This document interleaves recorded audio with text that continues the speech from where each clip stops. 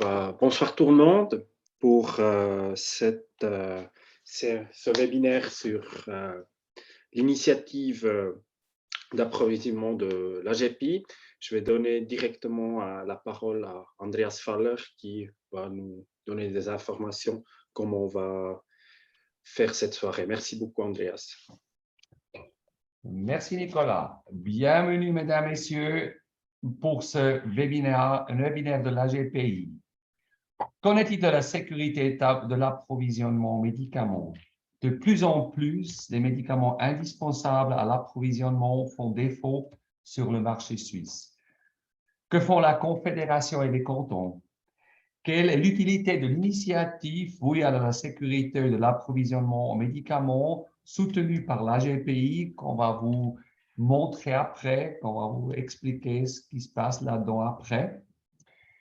C'est le but de ce petit webinaire de la prochaine heure, de discuter ces questions avec un groupe très intéressant des experts de la branche qui vont nous montrer leur point de vue. Permettez-moi au début de faire 3 remarques techniques avant qu'on entre dans ce webinaire. Tout d'abord, on est en train d'enregistrer ce webinaire.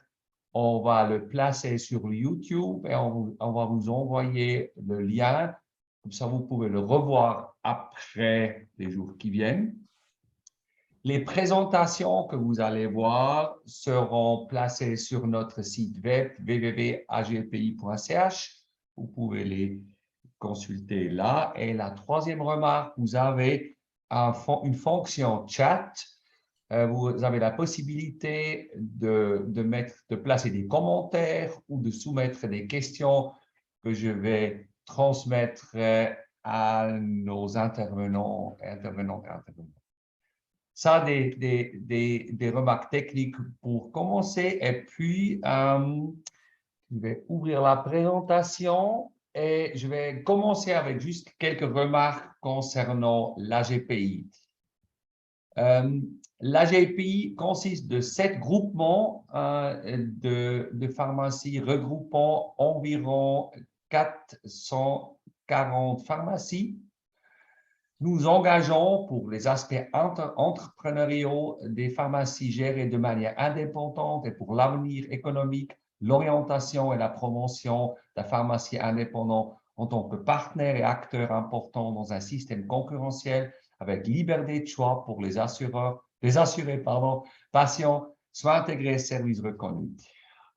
Nos activités sont actuellement très focalisées sur le plan politique, surtout le plan politique national. Vous allez voir après, il y a beaucoup qui se passe là actuellement et aussi dans les mois et années en arrière, mais aussi, si nécessaire, sur le plan cantonal. Nous essayons vraiment de lier les différents groupements et les pharmaciens indépendants pour vraiment les mettre sur un même état d'information pour garantir que les pharmaciennes indépendantes ont un voix qui est reconnue surtout sur le plan de la politique et aussi les médias et la publicité. Nous soutenons, et ça c'est aussi un but que nous avons, un réseau de pharmacies indépendantes couvre toute la Suisse, tout le territoire suisse, également en dehors des agglomérations et dans les régions périphériques. Ça c'est très important pour nous. Vous pouvez nous visiter sur notre site web www.agpi.ch. Comme je vous ai dit, l'AGPI consiste à peu près de 540 pharmacies. Vous voyez là les groupements qui sont membres de notre association et le nombre des pharmacies. À part des pharmacies, nous avons des autres membres. C'est le IFAC-FERA, mais qui est aussi très proche des pharmacies, c'est clair. PharmaFocus comme grossiste et AXA-Pharm comme entreprise pharmaceutique, tout en possession des pharmaciens. Les stakeholders de l'AXA-Pharm sont tous des pharmaciens. Notre association est ouverte pour des nouveaux groupements, des nouveaux pharmaciens qui aimeraient nous joindre et aussi pour des autres organisations. Notre but, c'est vraiment de créer un grand réseau pour discuter des questions importantes pour l'avenir de notre système de santé, surtout la branche des pharmaciens. Voyez là les noms des membres de notre comité. Vous voyez, sont tous les têtes, des présidents, des têtes des groupements. Alors, vraiment, un comité très bien représenté en ce qui concerne les groupements des pharmaciens. Alors, permettez-moi de passer à la première intervention présentée par Stéphane Wild, vice-président de l'AGPI et membre du comité de pharma suisse. Stéphane va commencer, après je vais présenter le reste de ce point dans du jour. Alors, je passe la parole à toi, Stéphane. Merci beaucoup, Andreas. Bonsoir à tout le monde. C'est un grand plaisir de vous avoir avec nous. C'est un petit peu difficile, je sais, après une longue journée de travail, de prendre encore cette séance. J'espère bien que vous avez eu déjà votre amuse-gueule et peut-être un petit verre de vin ou une petite bière, parce que le menu qu'on va vous présenter, c'est peut-être pas si facile à digérer. Non, mais vous savez, vous voyez ici, on a l'environnement des pharmacies. On aimerait vous parler un petit peu de ce qui se passe dans la politique de santé. Où en sommes-nous? Vous le savez mieux que nous. On est un petit peu en mode de crise. Ça veut dire, on parle beaucoup de l'inflation, on parle des pénuries d'énergie et ce qui nous pose vraiment un petit peu les problèmes dans toutes les pharmacies, dans toute la Suisse, c'est quand même la pénurie de main-d'œuvre qualifiée. Ça veut dire, c'est notre personnel. Et là, on a vraiment un petit peu des problèmes. C'est clair, c'est pas seulement chez nous, dans les pharmacies, c'est un petit peu partout, surtout dans le domaine de santé. Si on prend le deuxième, c'est le prochain slide. Merci beaucoup pour avancer. Là, on n'a pas seulement la crise, mais on est en principe au cœur du marché. Ça veut dire on est dans une situation quand même confortable. Pourquoi confortable? Parce qu'on a une croissance de janvier à septembre de cette année où on peut dire les chiffres d'affaires augmentent vraiment plus que 5%. Alors, c'est quand même quelque chose où on peut dire c'est un petit plaisir. On voit aussi que les chiffres d'affaires pour les ordonnances, pour les médicaments de la liste A et B, vous voyez très bien, ça augmente aussi plus que 5%. Et là, vous voyez aussi, ça augmente plus aussi dans le volume. Ça veut dire, vous avez aussi plus de travail. Mais à la fin, c'est aussi un petit peu plus dans les caisses. Ce qui est vraiment un petit peu presque incroyable, si on voit les chiffres d'affaires pour les OTC, ça veut dire pour les médicaments de la liste D, là vous voyez, on a même une croissance plus que 10%, pas seulement en volume, mais vraiment aussi pour les chiffres d'affaires, pour notre revenu. Ça, c'est clair, c'est peut-être pour nous une dynamique qui nous plaît, mais dans la politique de santé, ce sont des chiffres qui sont beaucoup plus hauts. Et là, vous voyez, vous savez très bien que cette année, on a une augmentation de 6% pour les primes. Ça, pour le marché.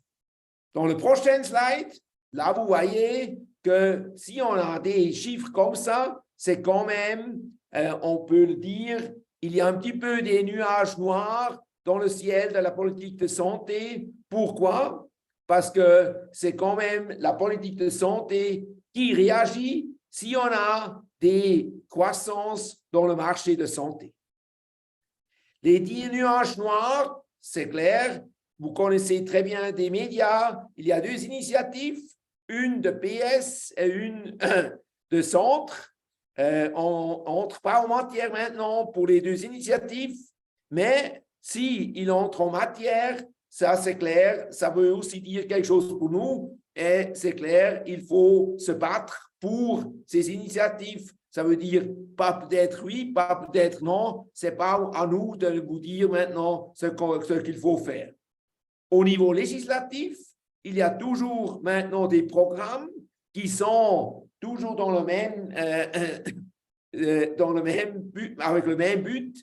Ils visent à freiner la hausse des coûts et il y a eu maintenant un premier volet et déjà maintenant, c'est le deuxième volet qui est juste dans le Conseil fédéral, ça veut dire dans la commission le 10 et le 11 novembre. Ça veut dire qu'il y a beaucoup de pression dans ce domaine au niveau législatif. Et troisièmement, c'est le niveau de l'ordonnance. Et là, vous avez vu aussi peut-être, lu peut-être dans les journaux, qu'on a maintenant eu vraiment une révision des ordonnances. Et là, ce qui est concerné, c'est surtout les médicaments au niveau, pas seulement des baisses du prix, mais c'est surtout aussi pour le prix des fabricants et aussi pour la marge à la distribution.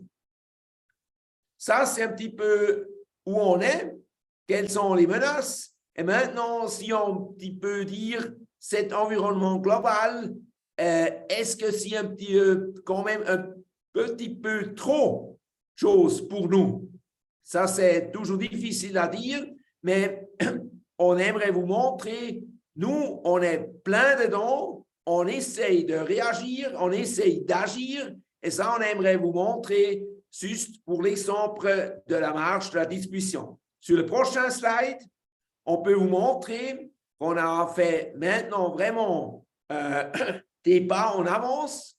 C'est pour la part relative de la distribution, pour la marche de la distribution, on a trouvé un consensus. Et ce n'était pas facile, c'était pendant une demi-année, on a vraiment fait beaucoup de séances, on a essayé de trouver vraiment la meilleure solution pour tout le monde et c'est clair, c'est toujours très difficile.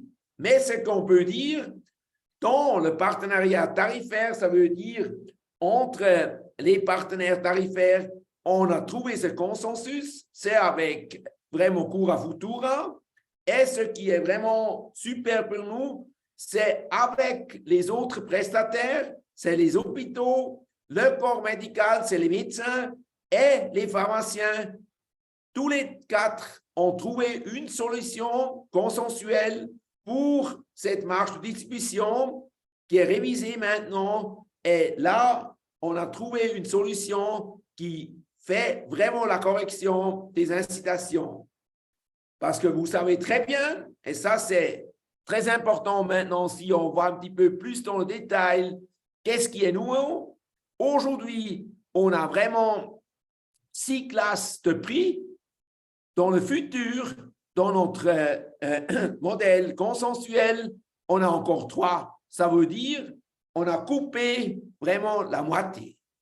Et c'est clair, si on peut couper ça, et si on n'a que 3 classes, c'est à la fin, on peut dire le subvention non croisée se manifeste aussi autrement. Aujourd'hui, c'est chaque deuxième emballage que vous donnez aux clients, aux patients est subventionné.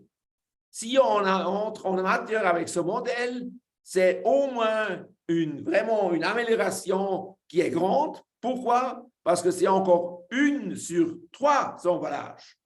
Ça, on peut dire, c'est très important et ça va dans le bon sens, même si on n'est pas encore vraiment dans le nirvana.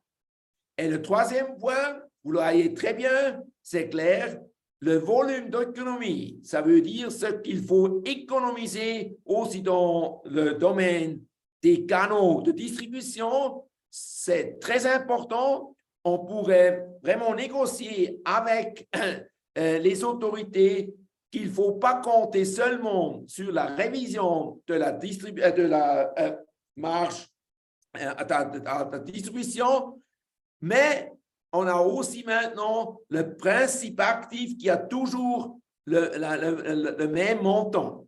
Et là, on a aussi, avec ces deux économies, ça compte à la fin pour notre part qu'il faut donner en principe à l'État, aux patients. Ça veut dire pour qu'on n'augmente peut-être plus comme cette année les prix. Ce qu'on peut vous dire, c'est clair, c'est très difficile, ce n'est pas encore décidé et c'est maintenant au département de l'Intérieur et à l'OFSP de faire les prochains pas et on verra peut-être jusqu'à la fin de l'année, on a vraiment une solution finale.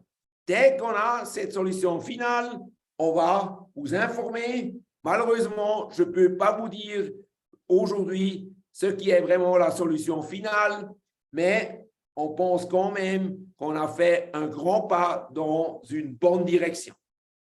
Pour les prochaines choses, je donne volontiers la parole à Andreas.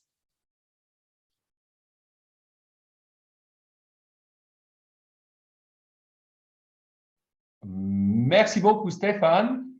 Alors, vous voyez beaucoup de défis, surtout pour les pharmaciens, mais ce n'est pas encore tout, hein, il y a encore plus.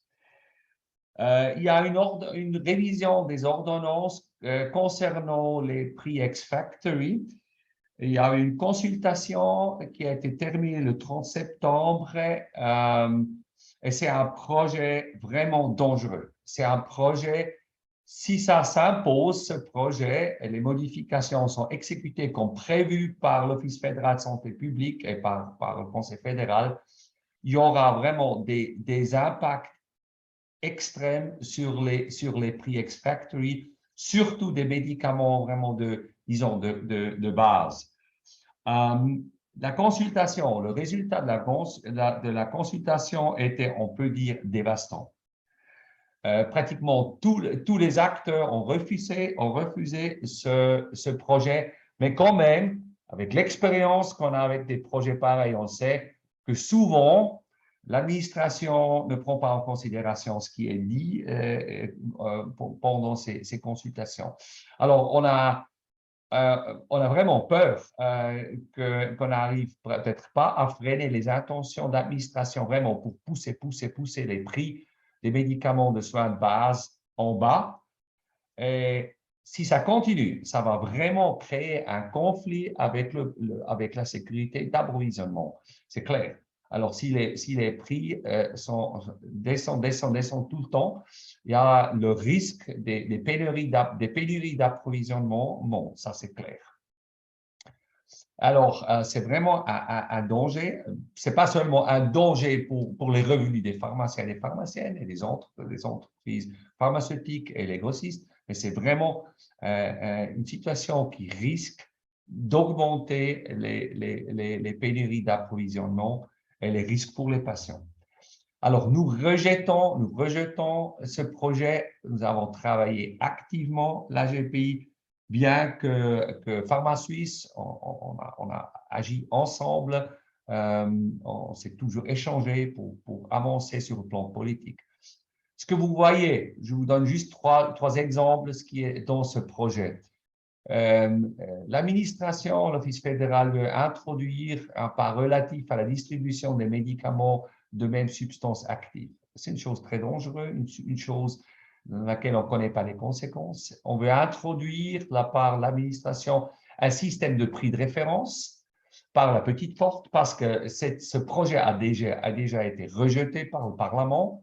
Les deux chambres de Parlement ont rejeté cette intention sur le plan de la législation. Alors, ce que fait l'administration, on essaye de passer sous le rideau sur le niveau des ordonnances. Et là, il faut se défendre contre ça, parce que d'une côté, c'est une façon d'agir qui n'est pas correcte sur ce qui concerne la législation, le système de législation, mais c'est aussi une démarche qui agit contre le vœu du Parlement, et vraiment, ça ne marche pas, ça ne va pas. La même chose concernant l'introduction d'un principe de rentabilité, alors le prix minimal, introduire un système de prix minimal par l'apport de la comparaison thérapeutique croisée, alors le CTC. Ça aussi, cette intention a déjà été rejetée par le Parlement, bien que cette décision claire et nette du Parlement, on essaye, de la part de l'administration, d'introduire ça sur le plan des ordonnances, sans possibilité directe pour le Parlement d'intervenir. Et ce qui n'a aussi pas été fait, c'est l'analyse d'impact de la réglementation. Je sais, c'est un terme un peu difficile, c'est un terme juridique, mais ce que ça veut dire, c'est juste penser les choses jusqu'à la fin. Vraiment poser la question, quel est l'effet de cette modification d'ordonnance, de cette législation? En principe, l'administration est obligée de faire ces analyses, mais ça n'a pas été fait dans ce cas. Et ce n'est pas la première fois que ça n'a pas été fait. Et ce n'est pas correct et ça ne correspond pas à la législation et à notre système de législation. Et le dernier point, on a ce rapport de l'administration concernant les pénuries d'approvisionnement. Et maintenant, c'est un groupe de travail interdisciplinaire qui a été introduit, qui s'en occupe. On est en train d'élaborer une présentation, disons, un bericht. Et après, on verra, il y aura une intervention d'Annelies Neuhaus de l'Office fédéral qui va nous montrer ce qui se passe dans ce projet. Mais aussi, on n'a pas attendu ce qui sort de ce travail, de ce groupe de travail interdisciplinaire. On n'a pas attendu, on n'a pas pris en considération les risques éventuels pour la sécurité d'approvisionnement. On est juste allé dedans avec cette modification, cette révision des ordonnances, et ça ne va pas. Et on va se défendre jusqu'au bout, force liée avec Pharma Suisse et avec les autres acteurs contre cette révision qui est vraiment très dangereuse pour le système. Et ce que le Parlement a fait, déjà, la Commission sociale et de sécurité du Conseil national a décidé de faire un hearing à propos de ça, et en essayant de freiner l'administration et ses tendances dangereuses. Alors, affaire à suivre, on va vous tenir au courant de ce qui se passe là. Je passe au prochain sujet pour vous montrer un petit peu, dans quelques mots, ce qu'on essaie de faire avec cette initiative populaire vouée à la sécurité de l'approvisionnement médical. Vous allez voir après, sur la base de l'intervention de Enea Martinelli, qu'on est vraiment dans une situation critique en ce qui concerne la sécurité d'approvisionnement. On a toujours la responsabilité cantonale pour la sécurité d'approvisionnement. Et on est dans une grande alliance des organisations. On est sûr qu'il faut agir, qu'il faut faire quelque chose. C'est pour ça qu'on a élaboré cette initiative par l'aide du professeur Bernhard Rütsche de l'Université de Lucerne qui a formulé ce texte pour nous. Vous voyez là la traduction provisoire, la traduction française provisoire du nouveau article 117b qu'on veut introduire dans la Constitution. Traduction provisoire parce que la traduction finale est effectuée par la chancellerie, la Confédération, qui fait ça. On est en échange avec la chancellerie et on nous a déjà confirmé que ce texte est absolument sur le niveau de la Constitution. C'est un bon texte. On discute juste des petites modifications, des petits mots, mais ça n'a aucune influence sur le contenu de nos demandes et de nos idées. Je vous ai dit, il y a une grande alliance d'organisations qui soutient cette initiative. Actuellement, sont des associations pharmaceutiques, des associations des pharmaciens comme Pharma Suisse et l'AGPI, des associations des médecins, des grossistes, des associations des consommateurs, mais ce qui semble très important, aussi l'association des laboratoires, la FAMH, qui soutient l'initiative parce que les pénuries d'approvisionnement, ça ne concerne pas seulement les médicaments, ça concerne aussi des autres produits, surtout aussi pour les analyses laboratoires. Les constatations fondamentales, j'ai déjà dit quelque chose, mais ce qui nous semble important de dire, ce n'est pas seulement un problème des médicaments, comme j'ai dit avant, tous les produits thérapeutiques et les autres biens médicaux sont concernés, et ça, c'est tout le champ des produits ou des activités qu'on veut couvrir avec cette initiative. C'est impératif de créer une compétence fédérale. Actuellement, comme je vous ai dit avant, c'est une compétence cantonale et vous ne pouvez pas gérer des choses pareilles, avec tout mon respect pour les responsabilités des cantons, mais vous ne pouvez pas gérer une affaire comme celle-là, des défis qui se présentent dans ce domaine, dans ce sujet, dans 26 cantons. Là, c'est impératif, il faut une compétence fédérale, et c'est le but principal de cette initiative. Ce n'est pas une initiative pour la protection du patrimoine, ce n'est pas le but, c'est clair, on veut renforcer les capacités qui existent dans notre pays, mais on veut aussi garantir des échanges de produits avec des échanges avec l'étranger. Alors, le but, ce n'est pas de protéger notre marché. C'est vraiment, avec tous les moyens qui existent, de garantir la sécurité d'approvisionnement. Mais ce n'est pas une initiative pour l'approvisionnement du pays, c'est pour ça, ce n'est pas localisé autour de l'article 102 de la Constitution. Pour nous, c'est un problème vraiment de l'approvisionnement de santé qui touche tous les domaines de notre système de santé. C'est pour ça qu'on a placé ce nouveau article autour des réglementations concernant le système de santé. Pour nous, c'est aussi clair, la Confédération ne doit pas déployer d'activités entrepreneuriales. Ça, ce n'est pas le travail. La Confédération a des tâches, des compétences très importantes dans ce système, mais pas jouer le rôle de l'entrepreneur. Pour ça, on a des entreprises, on a des pharmaciens, on a des médecins, on a des grossistes qui font un excellent travail. Quelles sont les prochaines étapes de notre travail? Nous sommes toujours en train d'obtenir d'autres soutiens. Il y a toujours des organisations, des partenaires qui sont intéressés à suivre l'entente qui soutient cette initiative.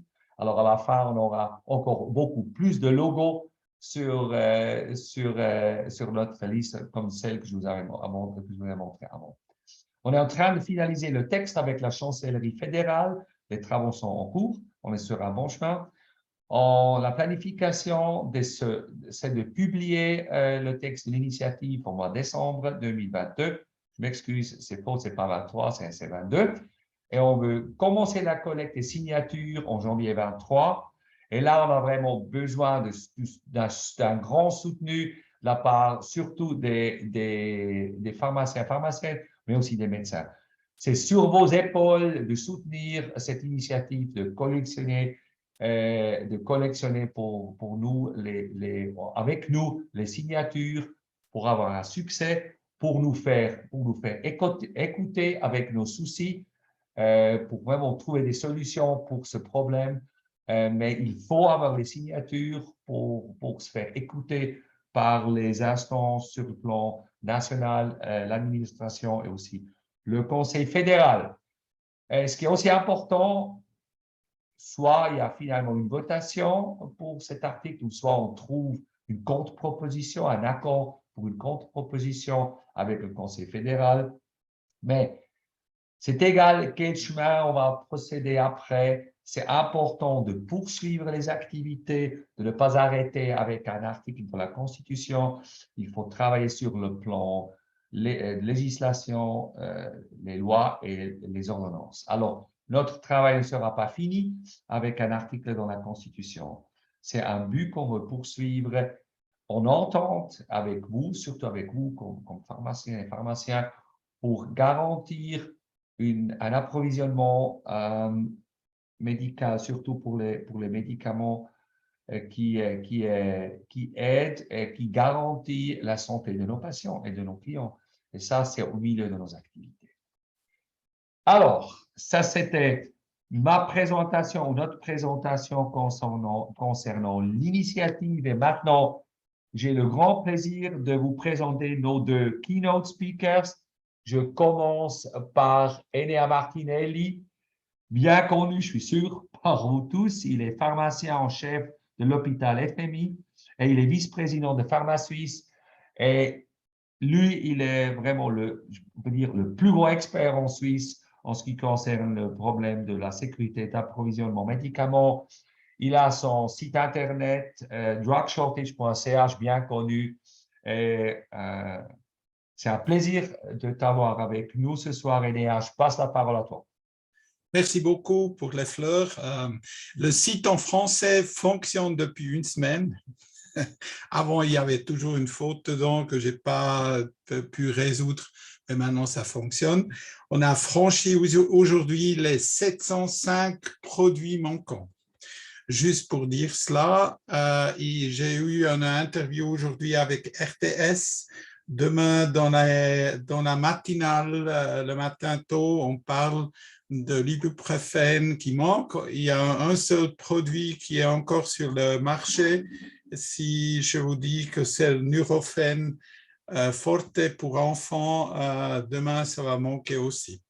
Alors, les pénuries, quelle est la citation de départ? Excusez mon français tout d'abord, c'est Deeple et Deeple adjusted by myself. Situation de départ dans les pays à haut revenu, les patients et les prestataires se sont habitués d'obtenir tout immédiatement et dans une bonne qualité, pas seulement les médicaments, mais tout qui existe. Ils sont habitués à disposition d'une grande variété de médicaments, également pour des groupes spécifiques, des sirops pour des enfants, des personnes âgées, pour les soins palliatifs, etc.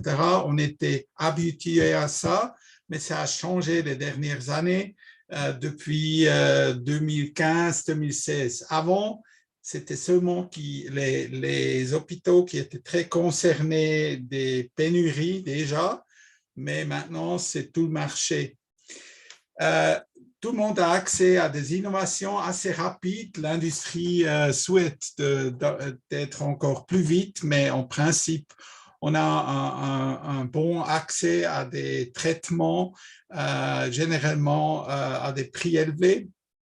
Et avec ça, avec le développement des coûts de santé, il y a une grande pression sur les prix des médicaments et aussi des médicaments vieux. Il y a des changements fondamentaux sur le marché des médicaments. La partie des médicaments hors brevet augmente fortement, pas au niveau de chiffre d'affaires, mais au niveau de produits utilisés. L'innovation est toujours là, l'innovation est toujours grande, mais elle s'oriente de plus en plus vers des thérapies spécifiques, plus envers des médicaments orphelins, contre des maladies orphelines, et les usages ciblés, etc. Il n'y a pas beaucoup d'innovation pour l'utilisation en grande échelle. Si vous regardez la revue Prescrire que vous connaissez, et si vous comparez les innovations des dernières années, il n'y a pas vraiment grande chose qui bouge. C'est surtout en oncologie, dans des traitements spéciaux où ça bouge un peu. La situation hors brevet des médicaments, si un API, c'est un Active Pharmaceutical Ingredient, et hors brevet, ça devient des biens publics, c'est-à-dire la motivation pour la responsabilité directe de la garantie de l'approvisionnement et distribuer plusieurs fabricants et il n'y a pas un seul qui est responsable pour tout, mais plusieurs. C'est bien, mais on peut se cacher derrière les autres. Ils n'ont pas plus d'étiquette directe en lien avec une usine pharmaceutique. Par exemple, le Valium a passé chez Atnas, l'Exotanil a passé chez CPS, etc., etc. Il y a tous des boîtes derrière qu'on ne connaît même pas.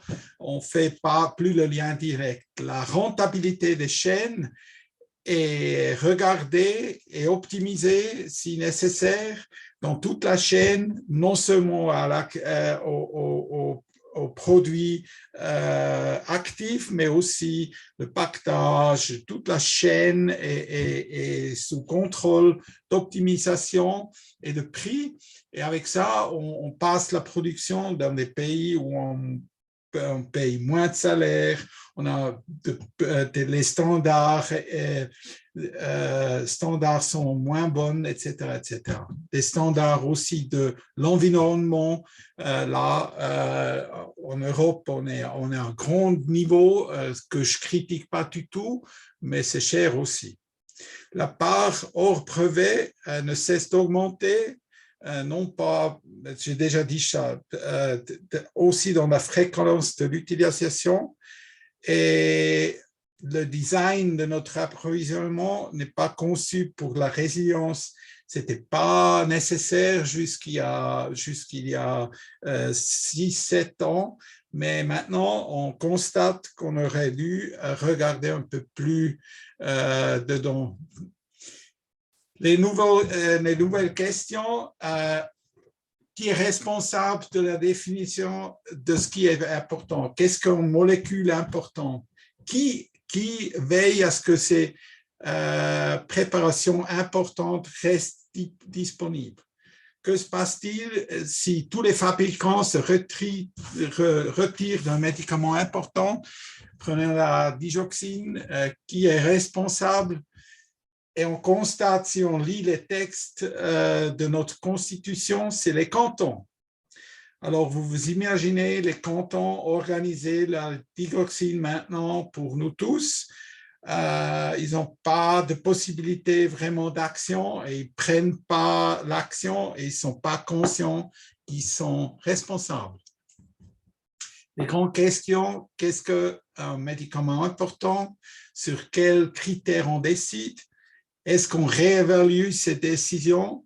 Quels sont les éléments qui indiquent qu'il y a un risque potentiel de pénurie? Quel est l'impact d'une pénurie de médicaments sur les soins aux patients? Et que pouvons-nous faire pour éviter les pénuries de médicaments? Entre nous, il y a Yacine qui a un projet à Genève qui utilise l'intelligence artificielle pour faire des prédictions. C'est une des solutions et une possible solution pour éviter, mais c'est plus profond encore.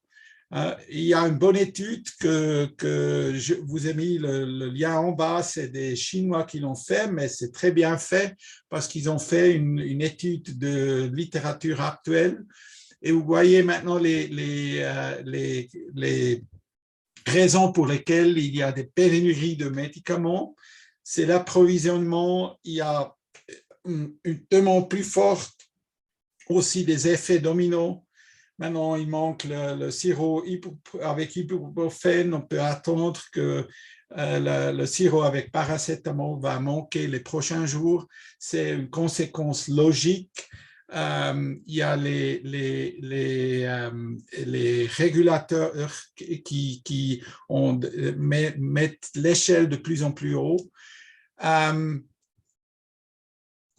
Et il faut différencier entre soins aigus et soins chroniques. Dans les soins aigus, si on a un problème, on peut décider avant la thérapie quoi faire. On peut changer les protocoles. C'est aussi très désagréable et c'est aussi aussi beaucoup de travail. Par exemple, maintenant, il manque de nouveau le syntocinon qu'on utilise pour les accouchements. Vous imaginez la situation, les alternatives, on peut organiser le produit vétérinaire et vous êtes devant une patiente, il faut l'informer, écoutez madame, vous accouchez maintenant, vous êtes d'accord qu'on vous donne le Saint-Ossinon qu'on donne régulièrement aux vaches et on s'imagine les enfants venir avec le mou dans la bouche. Oui, c'est ridicule, mais quand même, c'est une citation qui n'est pas si loin de la réalité, pas le mou des enfants, mais les produits qu'on utilise. Il manque des antibiotiques, il manque des anesthésiques, etc. L'ordonnance de l'Office fédéral de l'approvisionnement économique, et il y a des substances précises dedans, et c'est d'abord les soins aigus qui sont dedans. Toute autre chose, les soins chroniques, là, il faut changer un médicament sous thérapie. Et c'est très difficile parce qu'il faut des visites chez le médecin, il faut une adaptation de thérapie et on risque de l'incertitude chez les patients, on risque aussi des fautes. Il y a une très belle étude qui est venue, qui a apparu en France où ils ont regardé les fautes en lien avec les pénuries de médicaments. Et là, on voit beaucoup de choses où c'est vraiment dangereux et on a la chance si on évite aussi des morts avec. Par exemple, les thérapies cardiaques, les thérapies substitution hormonale, psychiatrie antiépileptique, et aussi les anti-Parkinson médicaments. Je dis toujours, alors ils ne sont pas sur la liste de l'OFAE, alors ils ne sont pas vitaux. Et l'OFAE n'aime pas ça, si je dis ça, mais en principe, actuellement, on pourrait interpréter comme ça. Alors, il y a deux possibilités, ou bien l'État assume la responsabilité, ou bien l'État fixe les conditions cadres. Et la deuxième option, c'est la meilleure que la première parce que l'État ne peut pas assumer toute la responsabilité d'un approvisionnement, ce n'est simplement pas possible. Imaginez-vous, ça c'est les mesures pour réduire les conséquences des pénuries de médicaments. Et si vous regardez ces cases, imaginez-vous le rôle des cantons. Moi, je ne peux pas m'imaginer un seul cadre où les cantons pourraient faire quelque chose. C'est justement pas possible. Alors, c'est un rôle de la fédération, ce n'est pas possible autrement.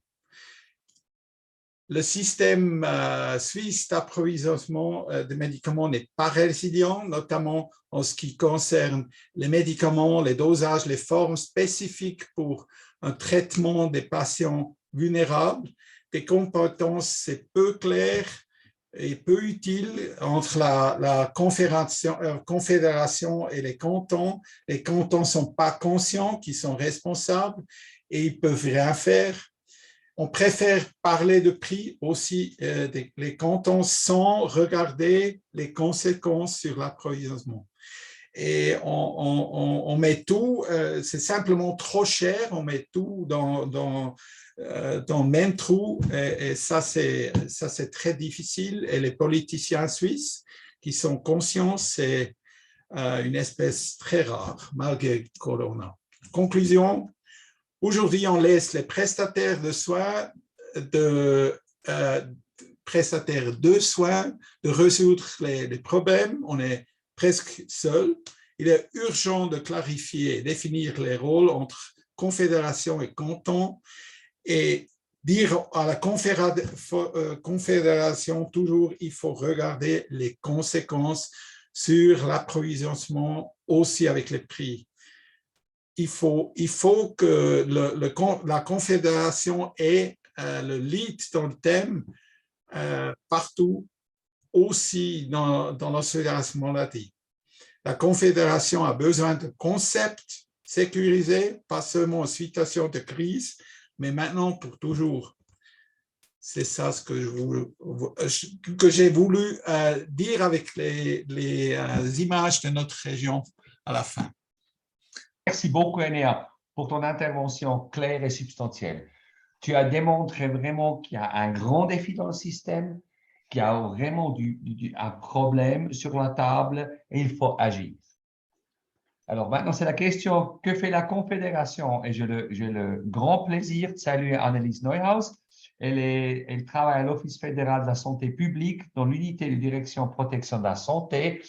Elle est aussi involvée dans le projet concernant le sujet de sécurité d'approvisionnement.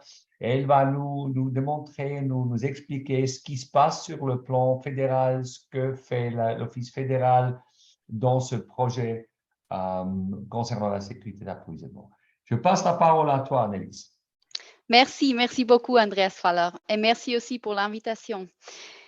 C'est donc avec plaisir que je vous présenterai ce qui se passe au niveau fédéral en matière de sécurité d'approvisionnement en médicaments à usage humain.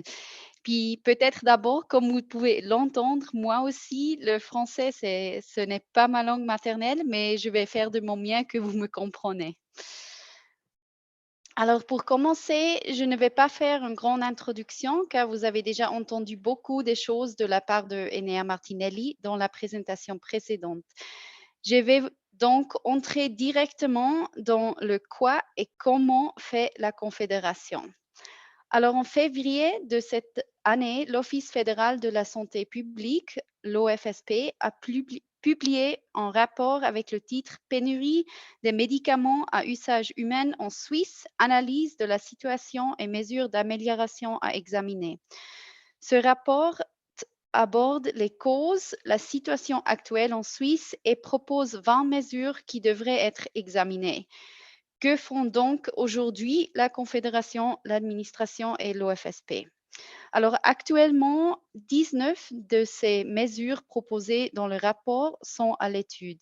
L'objectif, c'est qu'à la fin, on va soumettre à la fin au Conseil fédéral des propositions concrètes pour la mise en œuvre.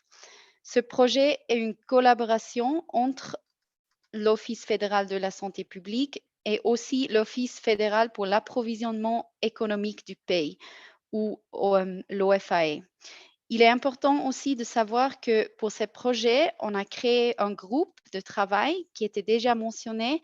C'est le groupe de travail interdisciplinaire dans ce projet. Ce groupe est composé de différents acteurs de la chaîne du médicament et ça constitue un outil de travail très important pour nous. Ça veut dire que les propositions du projet sont présentées dans ce groupe de travail afin de recueillir les avis de différentes parties. Le but, c'est toujours de trouver des solutions qui sont soutenues par la majorité. Il est également important de souligner que les mesures que je parle, c'est les mesures dans une situation normale, c'est-à-dire qu'on ne parle pas en cas de pandémie, de guerre, de catastrophe naturelle ou des autres situations extraordinaires. Alors, comment peux-tu y contribuer? Ici, vous voyez les logos des organisations qui sont représentées dans le groupe de travail interdisciplinaire.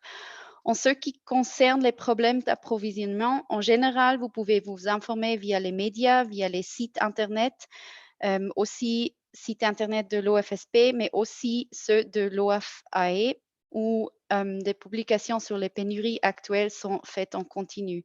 Si vous vous demandez si et comment vous pouvez vous impliquer dans ce projet, je vous conseille de contacter votre organisation respective et demander chez eux. Alors, je vais revenir aux mesures que j'ai mentionnées. La question, quelles sont donc les mesures à l'étude pour améliorer les pénuries de médicaments? Ici, vous voyez les 19 mesures qui sont actuellement examinées de manière approfondie. Toutes ces mesures, vous pouvez également être consultées dans le rapport qui est publié sur le site de l'OFSP. Alors, vous pouvez lire dans le rapport en détail. Les mesures ont été regroupées par thème et ils sont examinés dans 8 sous-projets. Le premier est celui avec le plus de priorité et le sous-projet de monitoring et l'analyse des perturbations de l'approvisionnement.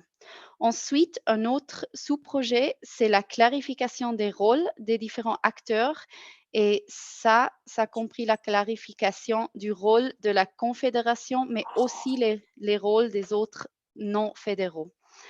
D'autres mesures qui sont à l'étude, c'est la possibilité d'une collaboration internationale, des mesures concernant l'accès au marché et des incitations pour les fabricants des médicaments vitaux, mais aussi des possibilités concernant le stockage et l'approvisionnement interne. Pourquoi alors l'OFSP et l'OFAE? Ou plutôt, pourquoi examinons-nous ces mesures? Finalement, les pénuries, comme vous avez entendu, ce n'est pas un phénomène nouveau. Et c'est alors aussi nous, on observe qu'il y a une augmentation des pénuries et celles-ci ne peuvent plus être résoluées sans des grands efforts. C'est pour cette raison que le rapport a été écrit et publié et aussi que le 17 février, le Conseil fédéral a pris les décisions suivantes. Que les mesures proposées dans le rapport doivent être examinées de manière approfondie, et ça, c'est le projet qu'on est dedans maintenant. 2, que les mesures concrètes doivent être proposées au Conseil fédéral après l'examen. Ça, c'est le but de ce projet. Et que ceux qui sont responsables pour l'examen des mesures, c'est l'OFSP et l'OFAE. Et le travail, comme j'ai déjà dit avant, doit être effectué avec une large participation des différentes parties dans un groupe de travail interdisciplinaire. Avant que je finisse, je voulais vous encore montrer alors un rappel pour la situation juridique de départ qu'on est dedans maintenant. Alors du point de vue légal, la Confédération aujourd'hui n'a en situation normale aucune compétence ni responsabilité juridique pour assurer l'approvisionnement en médicaments à usage humain. Ce n'est qu'en cas de grave pénurie, comme le prévoit l'article 102 de la Constitution fédérale, à laquelle l'économie ne peut remédier elle-même, que la Confédération peut intervenir. Enfin, j'aimerais vous donner un aperçu des prochaines étapes de l'examen des mesures et de ce projet. En raison de leur ampleur et de la complexité de toutes les mesures, les travaux sont divisés en 2 phases. Alors, dans la première phase, dans laquelle nous nous trouvons aujourd'hui, les bases sont élaborées avec la priorité, comme j'ai dit avant, sur le projet partiel où il s'agit d'améliorer la plateforme de notification des produits thérapeutiques. Les résultats de la première phase devraient être présentés dans la proposition du Conseil fédéral en avril 2023. Et puis après, dans la deuxième phase, qui aura lieu l'année prochaine, des mesures concrètes seront élaborées. Pour cette phase, les résultats sont attendus sous la forme aussi d'une proposition du Conseil fédéral environ au milieu de l'année 2024. Et voilà, merci beaucoup pour l'attention. Je pense que j'ai parlé tellement trop vite maintenant, mais j'espère que vous m'avez compris. Merci beaucoup. Merci beaucoup, Annelies Neuhaus. Non, absolument, tu n'as absolument pas parlé trop vite. C'était excellent, super. Merci beaucoup. Et je suis sûr que les Romans vont apprécier qu'il y a un groupe de Suisses allemands qui font tous pour présenter un webinaire en français. Non, c'était excellent. Merci beaucoup pour ton intervention. J'aimerais juste te poser une question. Tu as parlé d'un manque de compétences sur le plan national par la situation. C'est clair que c'est le résultat de la situation légale. Qu'est-ce que tu penses? Est-ce que vous arrivez à atteindre le début de votre projet, même sur la base des compétences des cantons, des 26 cantons? Est-ce que tu penses qu'il faut vraiment créer une compétence nationale pour la Confédération? Alors, je ne peux pas parler de part de les cantons elles-mêmes, mais on essaie vraiment de prendre tous les Meinungen. Opinion. Opinions, exactement. Et puis, on a aussi dans le groupe interdisciplinaire, on a le GDK, le CDS, je crois, c'est en français. Ouais.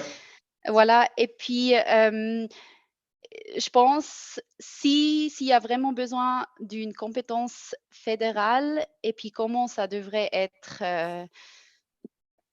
faire ou comment on peut faire, ça va être un point de discussion pour la groupe interdisciplinaire.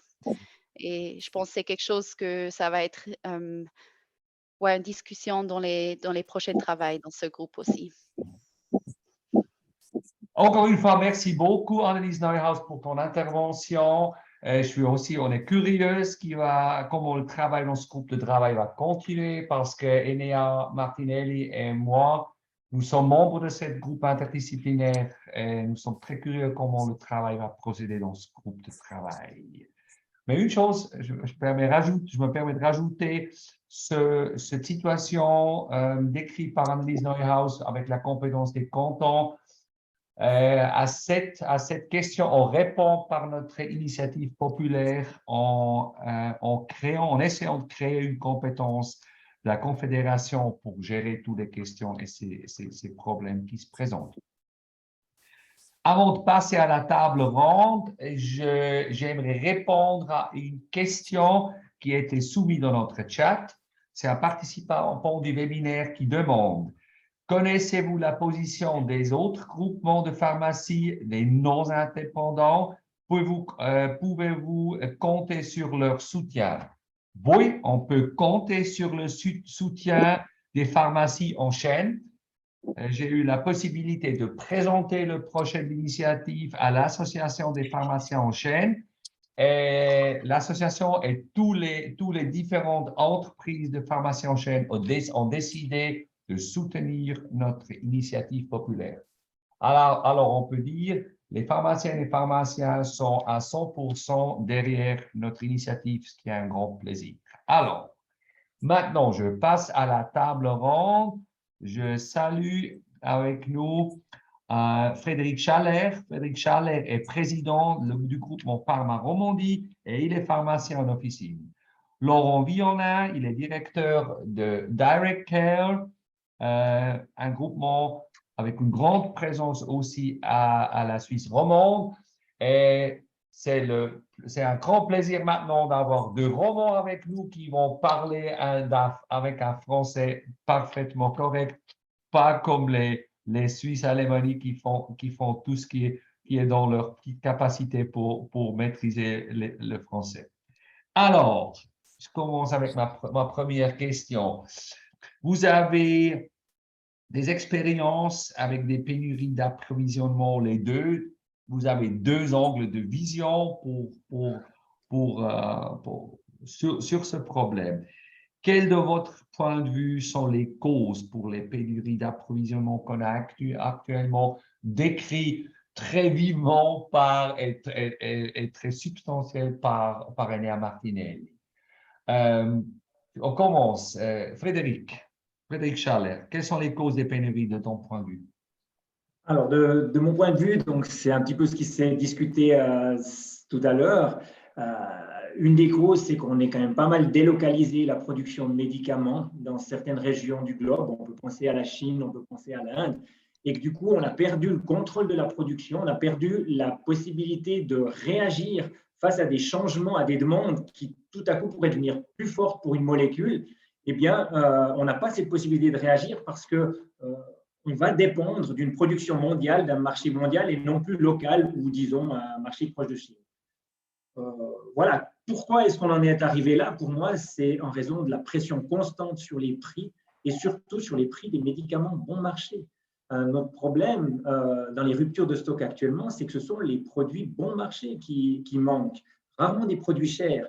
Et donc, peut-être que nos autorités se sont trompées de cible depuis pas mal d'années en s'acharnant sur les prix de médicaments qui sont déjà très bas. Lorsqu'on a en décembre une baisse de prix annoncée pour un emballage ex-factory de 2,87 francs à 2,84 francs, quand on a le temps de dépenser de l'énergie pour baisser de 3 centimes une boîte, ça n'est pas ça qui va solutionner la question des pénuries.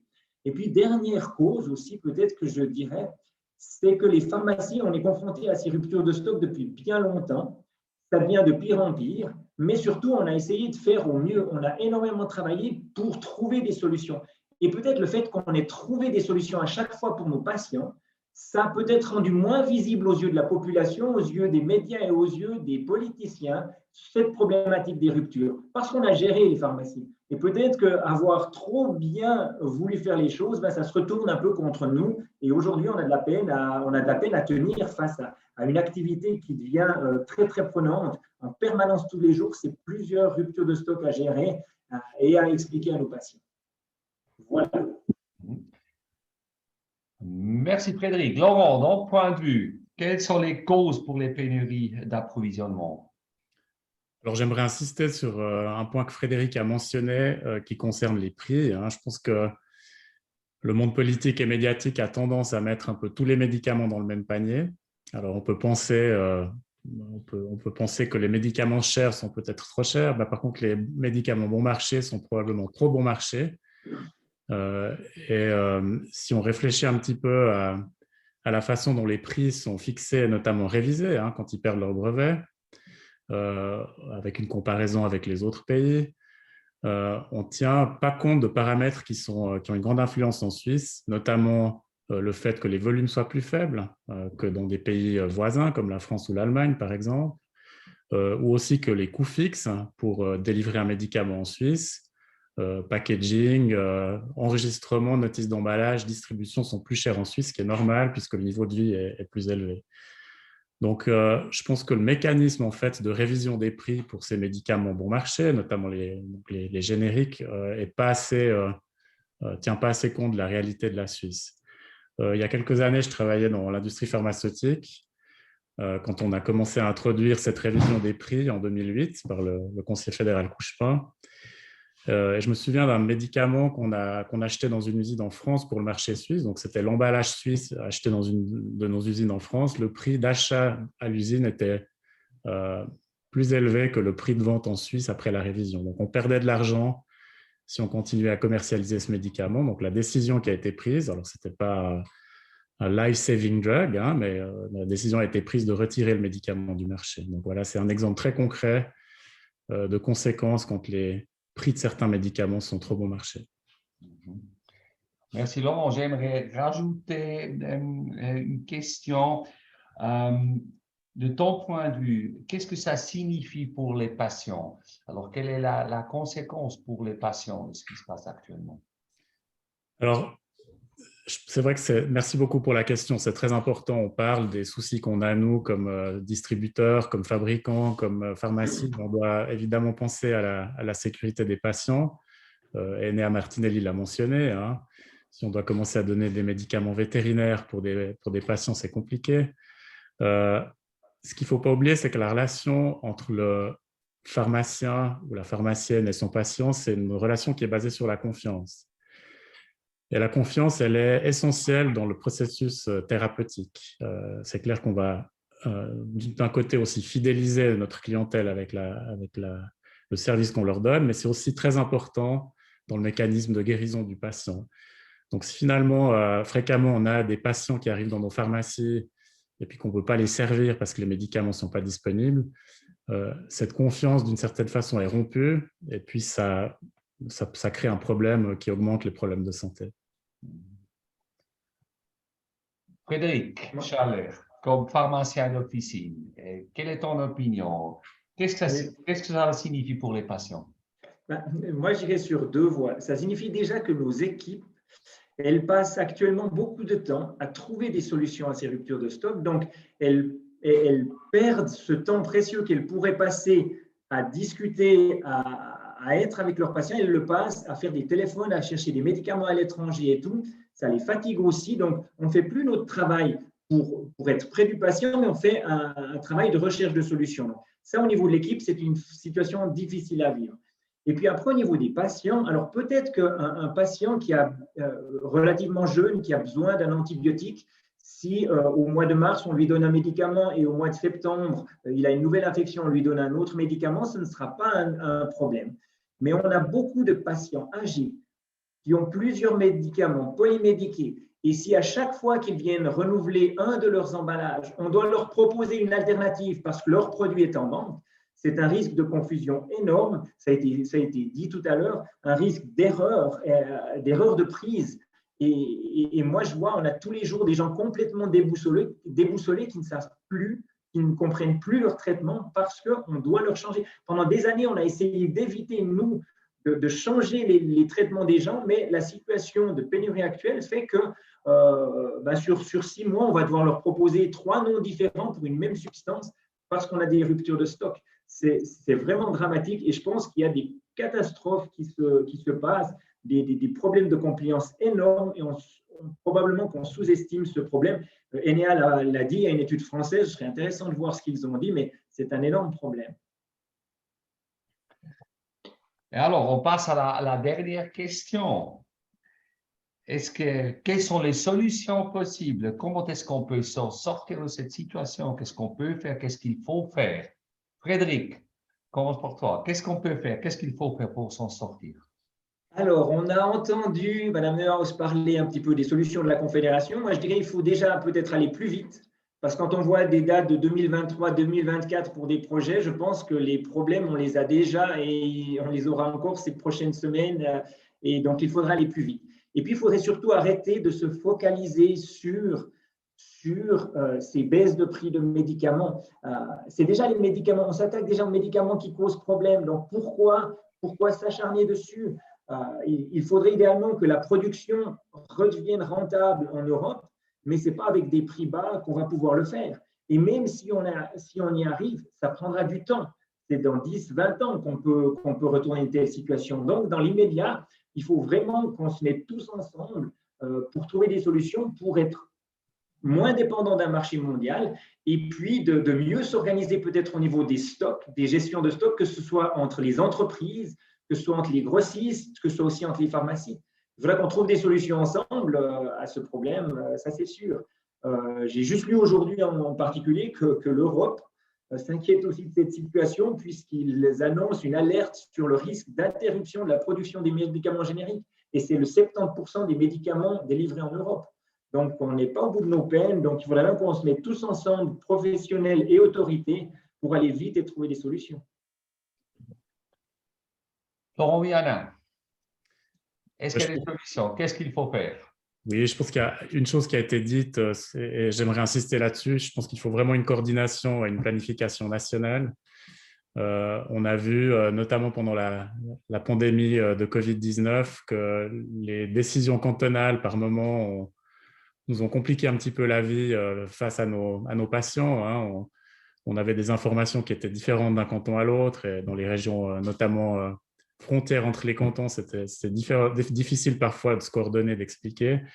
Et je ne pense pas que les cantons seront en mesure, effectivement, de résoudre cette question. Donc, je pense que l'approche nationale est importante.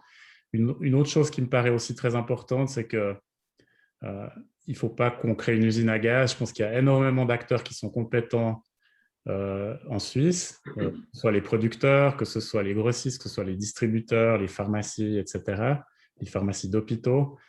Je pense qu'il faut mettre les gens compétents autour d'une table pour trouver les solutions et pas essayer d'inventer quelque chose de nouveau.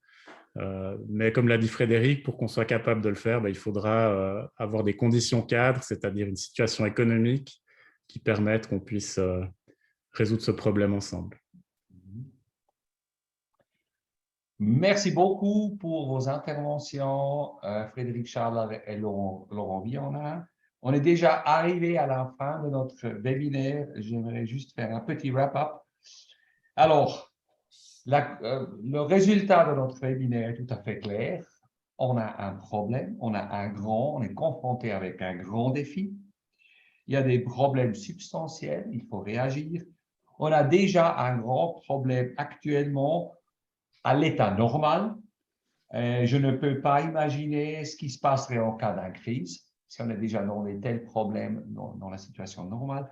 Alors, c'est clair, il faut agir maintenant. Il faut agir, il ne faut pas attendre, il faut agir maintenant.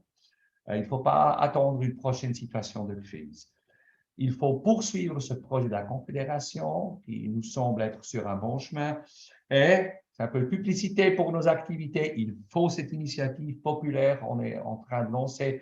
On demande votre soutien pour cette initiative, votre collaboration. Alors, merci beaucoup pour votre intérêt à votre participation à ce webinaire.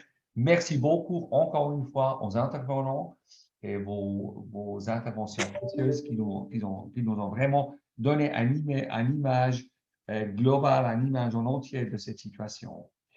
Comme je vous ai déjà dit, on a enregistré ce webinaire, on va le placer sur YouTube, on va vous envoyer et on va publier les liens pour revoir ce webinaire et on va placer toutes les présentations de ce webinaire sur notre site internet AGPI. On est à la fin. Merci beaucoup de nouveau. L'AGPI reste active sur ce sujet et l'AGPI vous tient au courant. Merci beaucoup, bonne soirée et à la prochaine.